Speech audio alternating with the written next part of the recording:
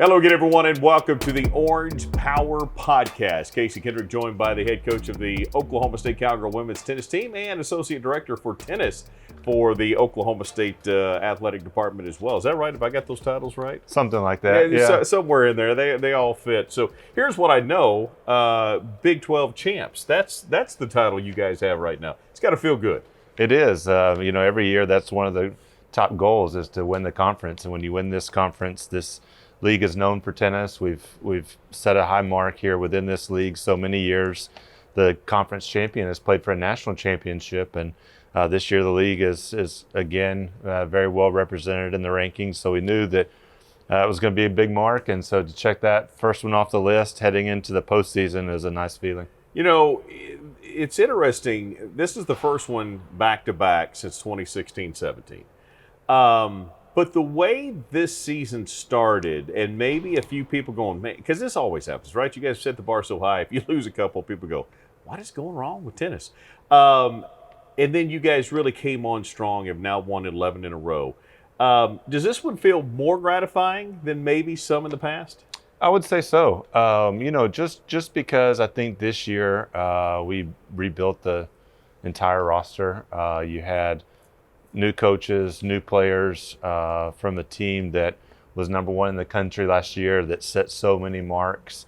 And then, you had a roster that had a big turnover. You had some really impactful kids graduate and some things happen within the roster that you had to turn the roster over. And so we brought in 2 players in the fall, and then you had 4 players arrive in January. So 6 of your 7 key contributors to this lineup have come this year, and 4 of them in January. And that was, a contributing factor to us getting off to a slow start is you got 4 of your 8 scholarships going to kids that just walked in the door in January, and they're trying to find out what college tennis is all about, where they fit in the lineup. And, since then we've really been able to kind of put things together, and we focus, a lot of times you say you focus on the process, but can you get people to be patient enough with that? And now that's really paid off. Well, and when you look at your non-conference again, there's so many of you guys that are head coaches here that have had this same philosophy, and I think you guys kind of feed off of each other a little bit, right?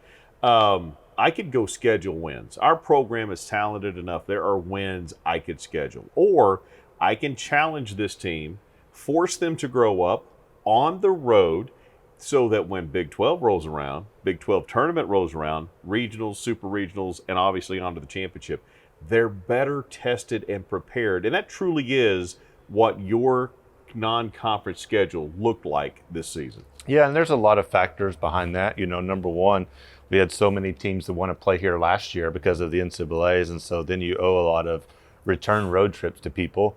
Number two, in this world of the transfer portal and roster turnover, you're not always sure what the roster is going to look like. So you just have to build a tough schedule in there, and you have to tell kids when you recruit them, look, we're going to play the best teams year in, year out here within our program, and you're going to get a chance to be at the top of college tennis if you do what you need to do and take care of business. And also from a development standpoint, you want to play against the best to not only develop through the season, but just on an individual basis as well. It's interesting too, you talk about that though, right? You talk about your potential turnover and kids graduating, those sorts of things. When you're scheduling, it's the same thing, right? I mean, they're really good this year. Next year, they may have 4 kids that walk out, or maybe they weren't so good and they had 4 kids walk in. Scheduling is also still a little bit of guesswork because of that. It is, and so you try to get home and away series with teams that are traditional powers. We have a good series going now with Michigan, Ohio State, and I think that's been a really beneficial one for all of us. We just added Auburn, and so that's something that they'll be coming here next year, and that's, I think, going to be a beneficial one for us. We've had Pepperdine that we've played traditionally, and so I think there's certain teams you can pretty well count on as, hey, these are the blue bloods of college tennis or the marquee programs that are going to always be top 10 to 20 programs. But then you got to piece together a few others, and that's where you got to save a few dates till late and see, okay, as rosters start to take shape, who might be somebody that might be, not somebody who was on the radar last year that might sneak up, or vice versa, or maybe it's somebody that we can play that's a little bit closer to home that might be a natural regional rival that all of a sudden their roster improved. You guys winning the Big 12 championship again, won in the Big 12 and reeled off 11 in a row. Two things there that kind of stand out to me. One is this. One is you told your team early on, we no longer control our own destiny. And then at some point, you controlled your own destiny, at least to have a share of the championship. And you've talked about this roster, how fun they are to coach, how good these kids are. You said kids got to know what even college tennis is about, because this is such an individual sport for most of these kids, to be a part of a team concept. So to walk in, to have some struggles early, to not have controlling of your own destiny, which is not typical for your program, and then to get it back and to finish that strong, seems like this team is starting to really peak at the right time. Yeah, it's a lot of fun. This group has really bought in. They've been very coachable. They've just focused on the things that we've told them. They've been very hungry to ask a lot of questions and want to learn more. And so I think it's been really good. Early on, we lost the second match of the conference season. You lost a 4-3, just a heartbreaker that, literally 1 or 2 points goes a different direction. We're undefeated in the conference, and it's smooth sailing. But, at that point in time, as you said, we said, look, we're going to have to just do what we do and focus on getting better. And then we got to the point where we had 6 matches left, and we knew if we win all 6 of these, we can be conference champs. But those were 6 matches with 4 of them on the road and very difficult matches to play. And the girls really took that to heart and focused in, and I thought did a good job with that.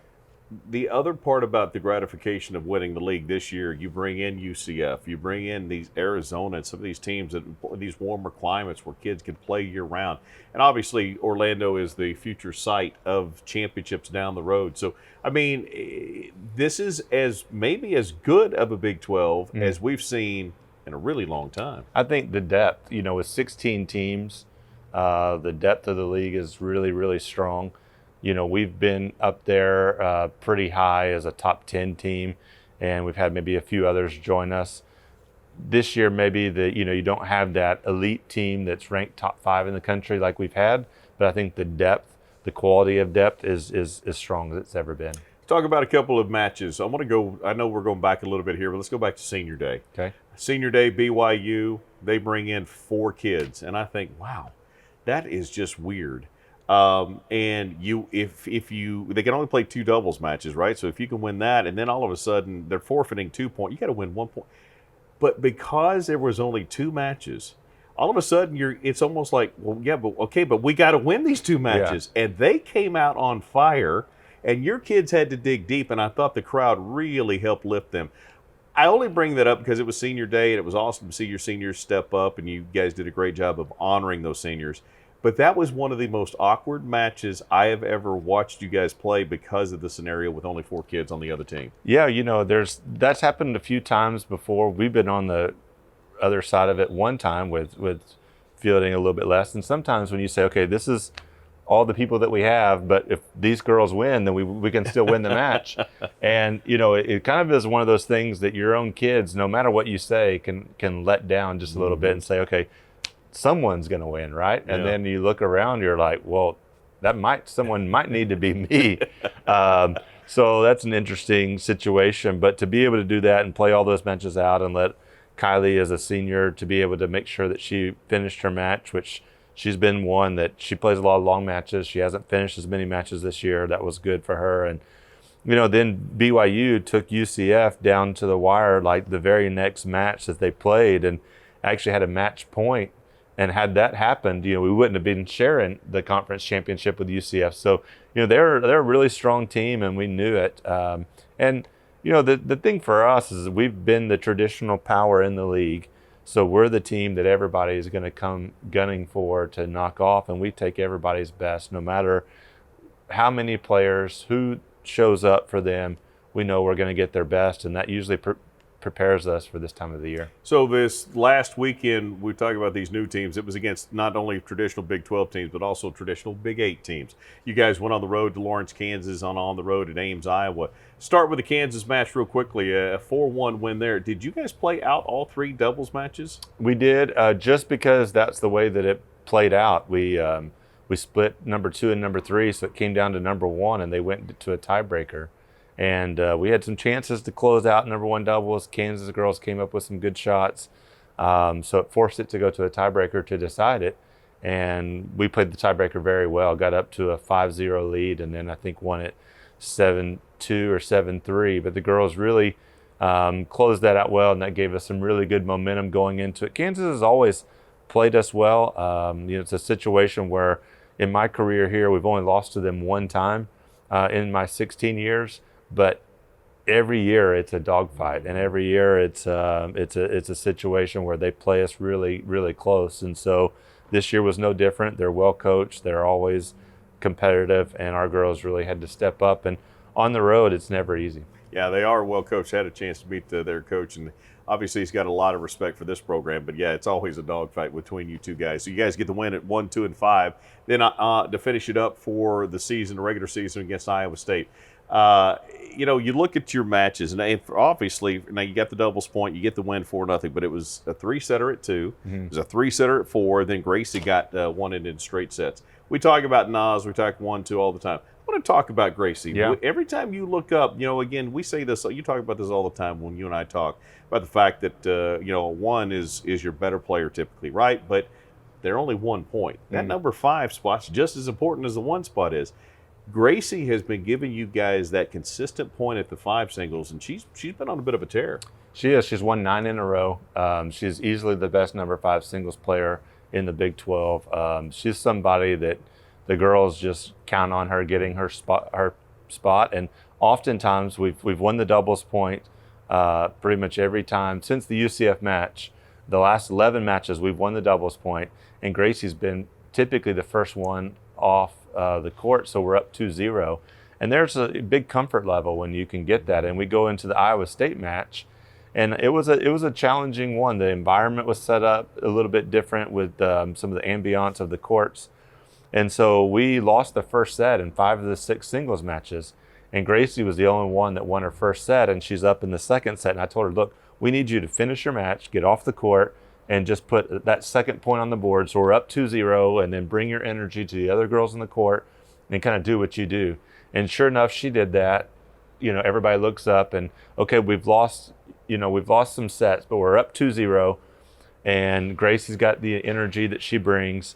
And then I thought the girls did a really good job of kind of rallying, and she did a good job of just supporting. And, she's somebody that as an Oklahoma kid, we haven't had too many of those in our program that have contributed. She cares a lot about representing our state, but representing our program and the values of our program. I think she's quickly become a fan favorite with a lot of people. Well, and for good reason. Again, just a high energy kid, and has been so good. And as you said, and not winning the point longly, quickly. I mean, she's giving that point up there, as you said, putting that second point on the board very fast. The other thing is, so now then with this team, and I know there's a lot that can happen, but you guys have won some matches. You've started to move up. Regional host seems to be a definite. You got to play well, but it's a possibility. If you played really well, I mean, nobody's going to say that you guys couldn't be a super regional host either. Yeah, I think, the first step in the process is to win the conference. Second one is the conference tournament. Then you want to host the regional. And once you get to that point in time, hopefully we could get into the top 8. I don't know if that's possible or not, but there's always upsets that go along with it. And so when you get into the top 16, maybe we're the higher ranked team, maybe we're not. But, there's a possibility to be hosting here. And look, if we get a chance to play postseason at the Greenwood Tennis Center, we're really tough to beat here. Yeah, and there is no doubt about that. And you guys will play Friday down in Waco, 10 a.m., double bye, so we're waiting on opponents, but it could be one of 3 different opponents, right? I think. So obviously you got to let those things play out, and we'll see how that works out. But that's where the Cowgirls will be next. Since you mentioned the Greenwood Tennis Center, you can't help but see this incredible facility and think about, what this place has meant to you.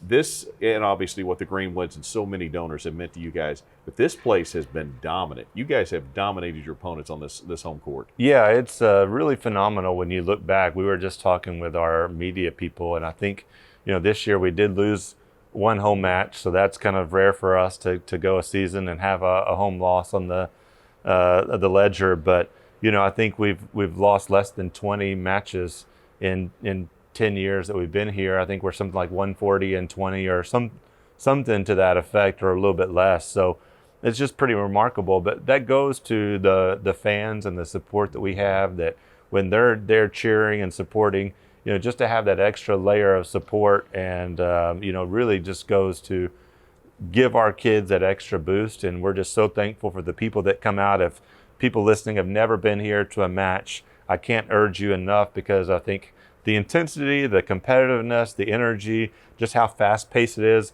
it's so different than people ever imagined. And once people come the first time, they usually come back, and that's how we've been able to fill this place up. Going to finish with this little two quick notes. One is, I was talking to senior day, talking to one of the frat guys, the fraternity guys, that have said, I asked them, I said, do you guys have a challenge? They said, no. Coach reached out to us and we bought in. And he said, but I got to be honest, I had to learn some etiquette. I was like, I didn't know I couldn't do that. I couldn't do this. But those guys have been coming, and they're fun, they are respectful, and they're a difference maker. They are. And it's so funny, I did some things with their philanthropy, and I said, hey, they said, what can we do for you? And I said, just come to a match. And they showed up in full force. And after their first match, several of the guys came to me and said, you know what, that is the most fun sporting event that I've been to at Oklahoma State. And it was the least, I never thought I could say that. But I was so surprised that when I came, how much fun it was.